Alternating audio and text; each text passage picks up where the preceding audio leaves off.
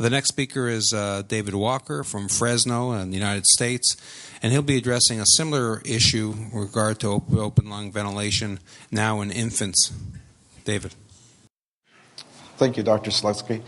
Whenever Christopher Frisk called me to invite me to this presentation, I was sweating bullets until I heard that I was going to be following Dr. Sippen, because I knew he was going to be describing the overall concept of using the open lung technique. So I'm very excited to be here, but also very happy that Fernando went first. What I'd like to present is how we've taken the concept of the open lung technique as defined by Dr. Braun, Sippen, and as well as Burkhard Lachmann, is how we fine-tune the open lung technique to small infants. What I'd like to do is discuss how we use the open lung concept with children following cardiac surgery. The reason that I have such an interest in this area is that it encompasses anesthesia as well as it does critical care. Plus, it's a multidisciplinary approach. All of us on the multidisciplinary team, we have to be part of ventilation, both in the operating room as well as the intensive care unit. So at Valley Children's, we all work together to try to improve the care to the children that have cardiac surgery, because we're all involved in their care. And it's the multidisciplinary approach where the nurses, the physicians, the respiratory therapists, the cardiac surgeons, the cardiologists, we all work as a team. So we think the whole concept of ventilating the babies following cardiac surgery encompasses the whole team if we're going to have success. And as you know, it's a little different in the older children, but with new advances in cardiac surgery, we're starting to repair many of the children right after birth. So we have to be able to ventilate these children in slightly different methods than we would in the NICU or in the peds ICU immediately post-op when we're in the operating room. Essentially, there's the transitional circulation that's changing, and we know that that has a direct effect on the patient's lung compliance. Pulmonary perfusion is constantly changing, as well as the other lung modeling as the children go through transitional circulation, as well as the cardiac repair. When we apply pressure to the lungs, we want to make absolutely sure that we don't increase the intracranial pressure, because the babies are very prone to interventricular hemorrhage. So our concept is, how can we apply the open lung technique as presented previously by Dr. Sippen in these small children? We have to always recognize Bjorn Johnson, my very good friend, who has taught me what little I know about mechanical ventilation. And then, of course, Dr. Burkhard Lachmann, who is formerly from Rotterdam. We've been very fortunate to work with both of these two professors to help our approaches with mechanical ventilation with the children. Our overall ventilation strategy from the operating room to the intensive care unit is that we want to gently open the lung with minimal pulmonary circulation embarrassment. We want to protect the lung from barotrauma because the children's lungs are so fragile. The next issue, and I have a great deal of interest, is monitoring the patients for alteration in their status. We want to focus on pulmonary perfusion as well as their lung mechanics. This is out of a publication by Lachmann's group. And you can see here, just as Dr. Sippen had presented earlier, you can see that they find the opening pressure. The red is the peak inspiratory pressure. The blue is the PEEP level. They find the closing pressure, and then they re-recruit the lung and then back down to the opening and closing pressures just above. And you can see that they're monitoring continuous arterial PO2. And I'll show you how we do that by using transcutaneous monitoring in a few minutes. But we try to take the same concept and apply it to the children. The only difference is that we limit our pressures to 30 centimeters of water. And for the documentation on the CD, this algorithm is in there. So instead of me going through it, I'll just briefly say that we limit our peak inspiratory pressures to 30 centimeters of water. We monitor their hemodynamics very carefully. And one area that I've had great interest in for many years is using non-invasive assessment of pulmonary perfusion using CO2 minute production with capnography. So as we have a pre-opening procedure where we make sure the patient's volume status is adequate before we start to increase the mean airway pressures. And then as we find the closing pressures, we do this almost identically as they do in the adults, but again, we're using slightly less pressure. We like using the pressure control mode on the ventilators so that we have a decelerating flow pattern to open the lung. But as Dr. Ranieri brought out very nicely, the opening and closing effect of the lung is what we're trying to avoid. And in fact, is this the cause of multi-organ failure? In this morning's lectures on anesthesia, just brief anesthesia procedures can, in fact, if the lung is not maintained open and during in expiration, will this create the release of cytokines and multi-organ failure? So it appears that it may be our ventilator strategies that may lead us down the road of multi-organ failure. Another aspect that we do, we looked at this article and had several discussions with Dr. Lachmann a number of years ago. Conventional ventilation modes of small pressure amplitudes and high positive index expiratory pressure levels optimize surfactant therapy. The whole issue here is effective carbon dioxide removal can be achieved by applying a ventilation mode that creates auto PEEP and not by a mode that applies the same level of PEEP by static PEEP only. We put this into our algorithm where we use total PEEP. We take the dialed in PEEP on the ventilator, we adjust the IE ratio and the rate to build up auto PEEP because we feel that, especially in the operating room following cardiac bypass, that we can control the CO2 as well as oxygenate the patients. And as Dr. Brom had mentioned earlier this morning, that immediately helps with the pulmonary vascular vasoconstriction. So we feel that this helps us in the immediate post-op period by creating slight auto PEEP as we bring the patients off bypass so that we effectively control CO2 and we're able to oxygenate. The way that we look at this, we use the peak inspiratory pressure to open the lung. Then we create 2 to 4 centimeters of auto PEEP to keep the lungs from collapsing. So our concept of using the open lung with the babies following cardiac surgery, again, is much like what has been presented with the adults, only we use slightly higher rates so that we can increase the auto PEEP. Why don't we use extrinsic PEEP alone to keep the lung open? We know that there's increased shear forces with higher PEEP, extrinsic PEEP levels.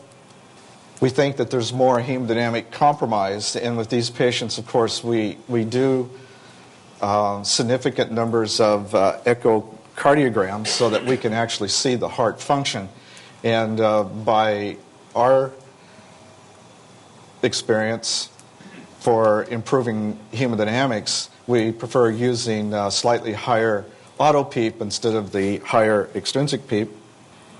Plus, some of the work that Dr. John Arnold and John Thompson has done at Boston Children's, we've looked at patients with higher extrinsic PEEP and what it actually does to the patient's dead space ventilation. And we found that the auto PEEP, we have slightly improved dead space ventilation versus using the extrinsic PEEP. Our initial ventilation strategy essentially coming off cardiopulmonary bypass is dependent upon the type of lesion that we've corrected. For the patients that have repair of VSDs where we have no cable shunts, usually we start off with pressure control using a decelerating flow pattern. We set our IE ratio at 1:1. We have an extrinsic PEEP of 4 to 6, a total PEEP of 8 to 10. We adjust the PIP for 5 to 10 breaths to 8 to 10 cc's per kilo. Then we begin to wean that rate, that pressure. And then our ventilator rate, we will go up into rates of as high as 50 per minute to be able to increase the auto PEEP to maintain the lung open. Then we begin to bring the pressures back down to transfer to the intensive care unit. And at my hospital, we have several 900C anesthesia machines. So these patients are transported with the anesthesia machine back to the intensive care unit. So we try to maintain an open lung during the whole process.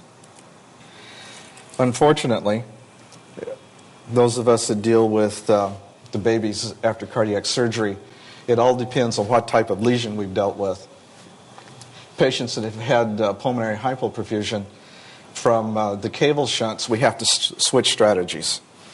So here's the trade-off that we have to use. We cannot maintain a fully open lung with these patients because we'll interfere with the pulmonary blood flow through the surgical implanted graft. So with these patients, we'll use an IE ratio of 1 to 3, a dialed-in PEEP of 2 to 4 centimeters of water. We'll adjust the PIP to give us around 6 cc's per kilo tidal volume. Now we're going to use a slightly lower rate. We're going to be using rates of about 15 to 25 so that our auto PEEP is around 2 to 4 centimeters of water. But again, we're using a lower dialed-in PEEP so that we do not interfere with the blood flow through the surgical implanted graft. And it's easy when the chest is open because as we inflate the lungs, we can see immediately if the surgeon starts to scream that in fact we're impeding pulmonary blood flow. Some of the patients we've found, especially some of the larger patients with Fontan, that we've had to use the jet ventilator superimposed on top of pressure control. And when we have to do this, we use the ventilation strategy documented by Bjorn Johnson, expiratory flushing of the lower airway. So when the ventilator kicks on, it turns off the jet ventilator during inspiration so that we only jet during the expiratory phase. And we find that we can oxygenate the patients with the conventional ventilator and then use the jet ventilator to eliminate the carbon dioxide. As far as patient monitoring, as Fernando showed earlier with the open lung tool, we now have the capability to do non-invasive monitoring so that we can set and reset the ventilator without having to do a lot of blood gases. And I think that's very important, especially with the babies, where we try not to have to send the blood to the laboratory because we have to replace that blood. But we like using capnography with airway dead space. We have our lung mechanics continuous.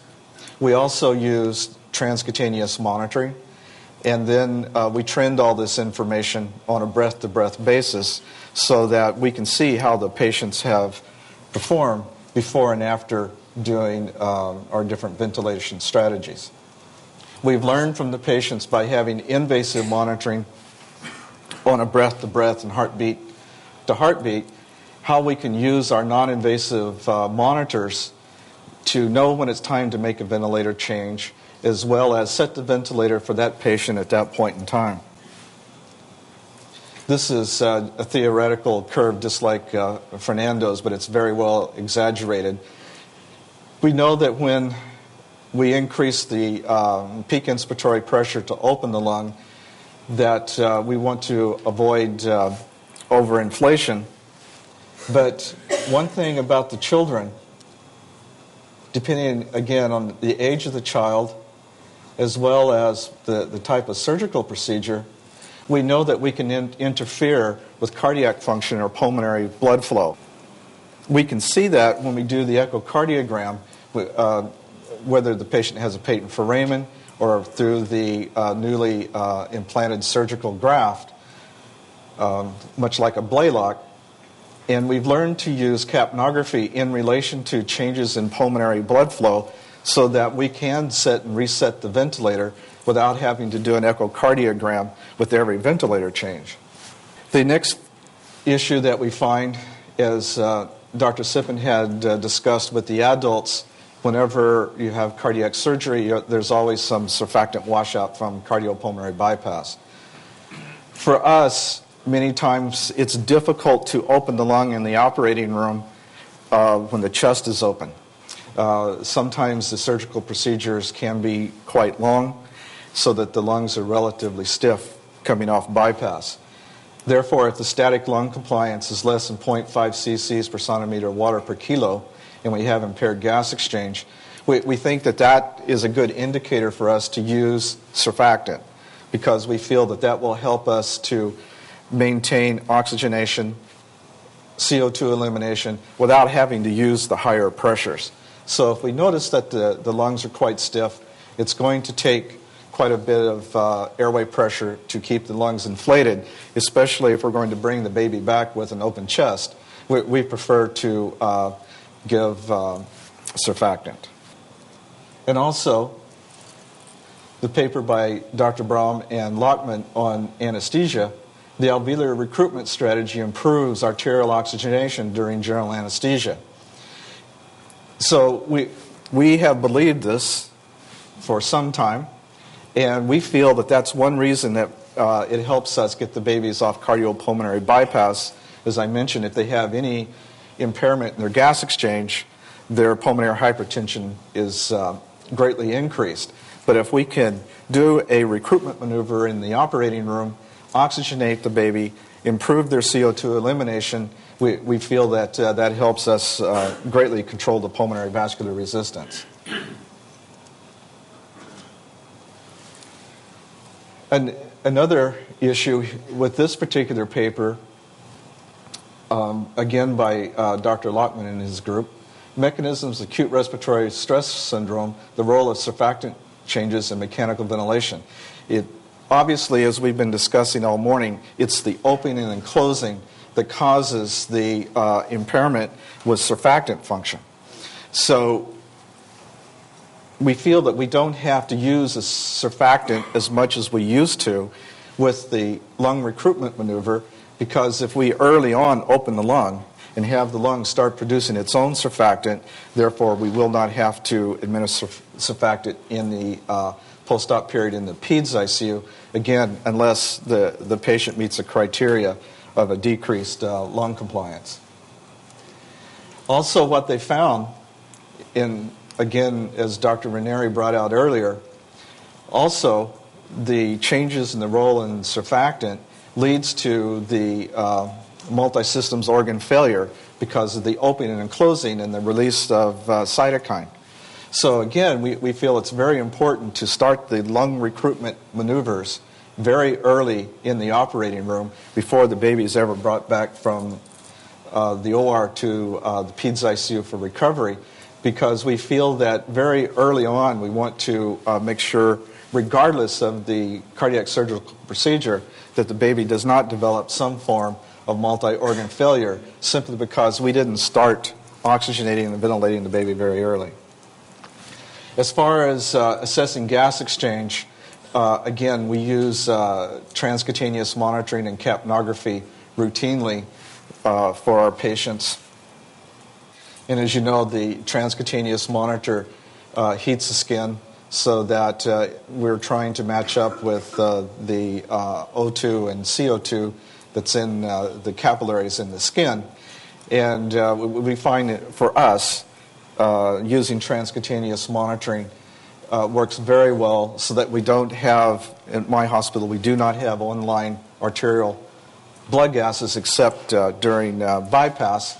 But once we terminate bypass and we go to the PEDS ICU, we don't have online oxygenation, as Dr. Sippen had shown. So we use transcutaneous monitoring. Essentially, we try to keep the transcutaneous O2 greater than 25 millimeters of mercury. We feel that it gives us an indication that the CO2 minute production is adequate for the patient. Also, we use transcutaneous CO2.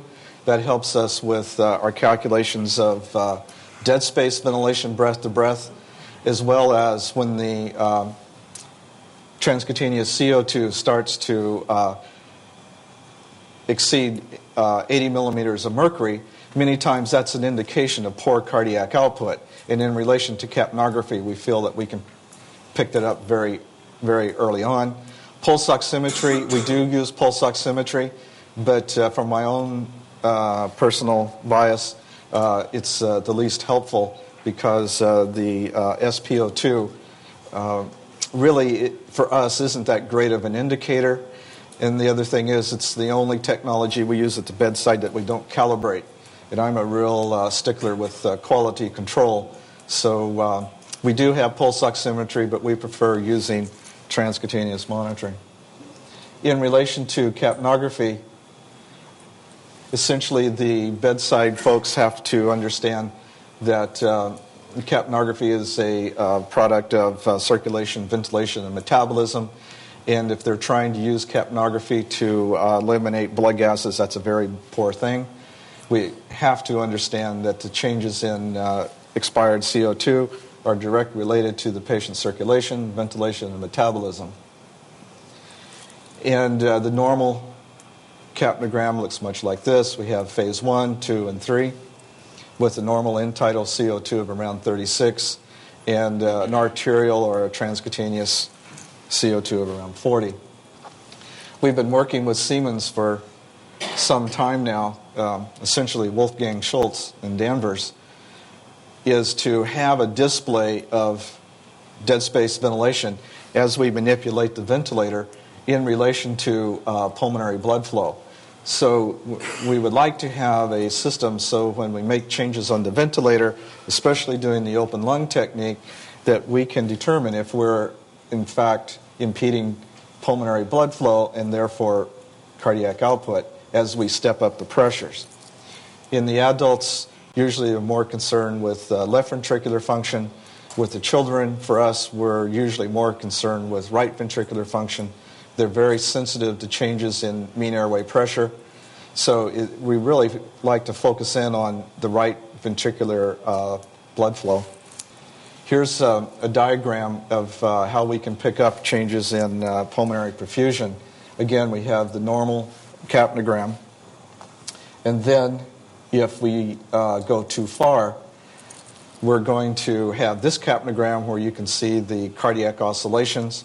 Now, instead of having the 4 millimeter gradient between end-tidal CO2 and arterial or transcutaneous, we now have a 20 millimeter gradient. So we realize that there, again, is a trade-off. We may not be able to get the lung optimally open if, in fact, we start sacrificing pulmonary perfusion.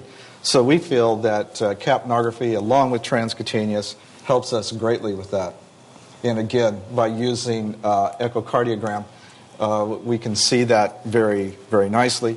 And that's how we've been able to learn how to use our non-invasive monitors without having to do echocardiograms as well as significant amount of blood gases.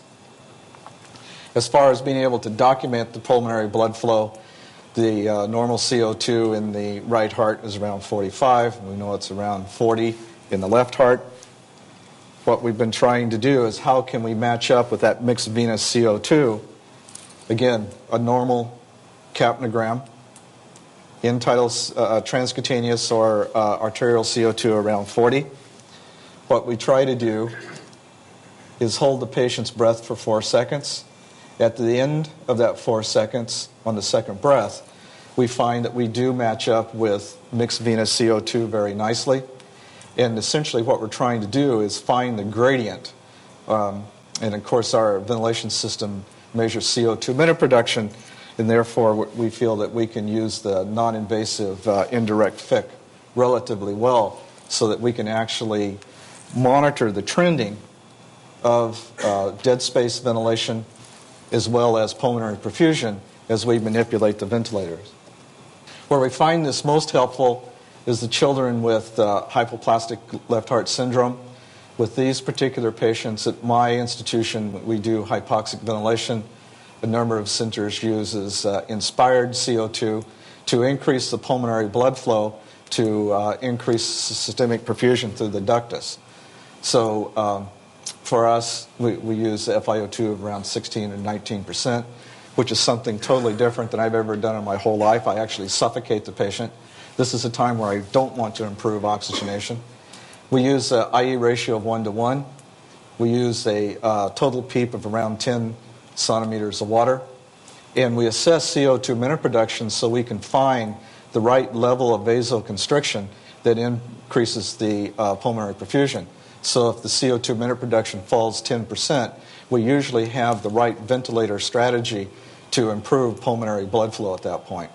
And of course, we monitor lung mechanics and gas exchange very carefully. But then again, coming off bypass, we have to switch strategies. Once the repair is done and the graft is placed between the pulmonary circulation and the arterial circulation, now we have to switch our strategies to where we have to have the mean airway pressure less than 8 centimeters of water. Again, we have an IE ratio of 1:3. We wean the FiO2 very carefully. We use a ventilator rate, again, 15 to 20 per minute, and we try to maximize CO2 minute production with intravascular volume and try to improve the pulmonary blood flow through the newly implanted shunt.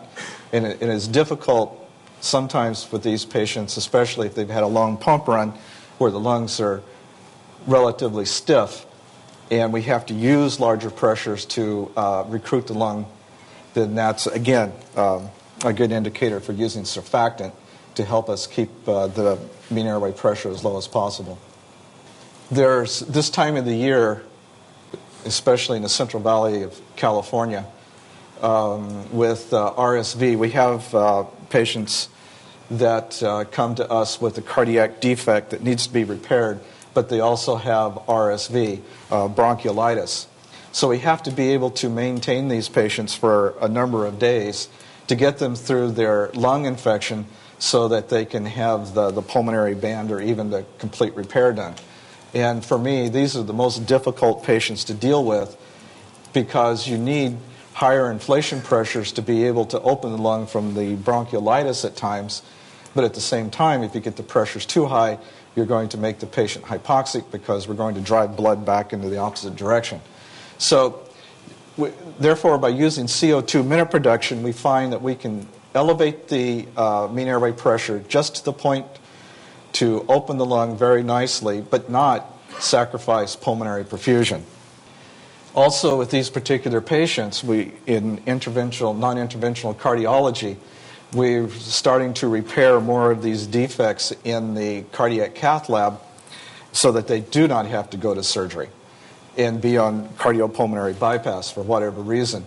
And here you can see the coil for the PDA. But this area in the cath lab for non-interventional cardiology is another good indication for using the open lung technique in the cath lab because the cardiologist is trying to get the best visualization possible. So if there's any atelectasis in this area, it makes it quite difficult for them to be able to visualize the anatomy. So again, we apply the open lung technique in the cath lab to get the best imaging to be able to put in these different devices without the patients having to go to surgery. So that's another area that we find it to work out very well. Just to summarize, here's a group of patients that we've plotted transcutaneous O2. Here we have the peak inspired pressures. Here is the total PEEP. Here's the CO2 minute production. And as Dr. Sippen had shown with the adults, of course, you have much higher compliance. But you can see the change in, once we overdistend the lung, the transcutaneous O2 begins to fall, along with the CO2 minute production with the change in dynamic compliance. That's how we like being, our experience has showed us to be able to fine-tune the ventilator by using the non-invasive monitors so that we don't overinflate the lung and compromise the hemodynamics. Just very quickly, this is our system using the open lung tool, and as Dr. Sippen had shown you earlier, here's the cursor so that we can very fine-tune the ventilator to find the right opening pressure as well as the right closing pressure, as well as we have the hemodynamics also online. So not only are we monitoring CO2 minute production, but we also have the patient's hemodynamics so that we can fine-tune the mean airway pressures very nicely without sacrificing the hemodynamics. So in closing, I think the introduction of computers in the intensive care unit with critically ill children is going to help us dramatically in the future set our ventilator strategies for children. We monitor non-invasively the patient's inspired and expired gases, and with computer algorithms into our database, we feel that the introduction of computerized documentation and monitoring in the pediatric intensive care unit will help us with our ventilator strategies in the future. Thank you.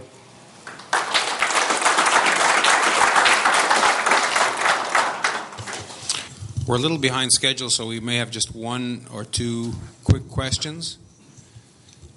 David, let me ask you one quick question. Certainly. The use of IE ratios to allow auto PEEP. Yes. What you're trying to do is keep recruited areas of lung that are on the stiffer side. If you have an inhomogeneous lung, right. If you allow auto PEEP, the lung units that are going to collapse first are the stiffer lung units. Yes. And so the auto PEEP is going to keep other lung units that are less stiff open. So what's the rationale behind that? Our thought is that the auto PEEP, if it's fine-tuned and not excessive, doesn't interfere with the pulmonary blood flow as much as the extrinsic PEEP, much like what Lachmann had said in his paper, that, and maybe Dr. Brom could expound on this if he wishes, but it seems like that there's higher shear forces with the extrinsic PEEP. And again, with the babies, especially with the open chest, we have to be so careful not to squeeze the lungs too much. And for us, we find that we can control the CO2 better. We can oxygenate better than using the higher extrinsic PEEP. We don't use a lot of nitric oxide at my hospital because we feel if we can open the lung early, control the pulmonary vasculature, that really helps us. Any questions from the audience? Chris?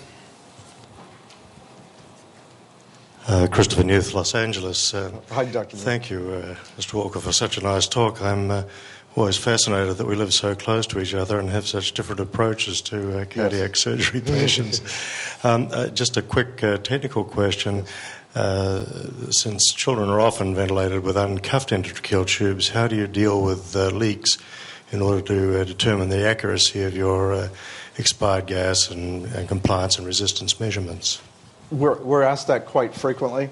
We're very careful. The anesthesia group is very, very careful to insert endotracheal tubes so that we have less than a 10% leak. We're very careful with that. We do put a lot of emphasis on our lung mechanics and expired CO2. And we feel as long as we have less than a 10% leak, that we protect the anatomy very carefully from tracheal stenosis. So our experience, we don't have a large population of patients with distorted anatomy from using the slightly larger tubes. So for us, we use slightly larger tubes. We have been experimenting using the LMA in some children that haven't been intubated. And right now we only have the Serval 900C anesthesia machine, but we're very hopeful that the Keon will help us dramatically because of the mechanics of the Keon. I think will help even the patients that we have to use non-intubated patients on. Thank you very much, David.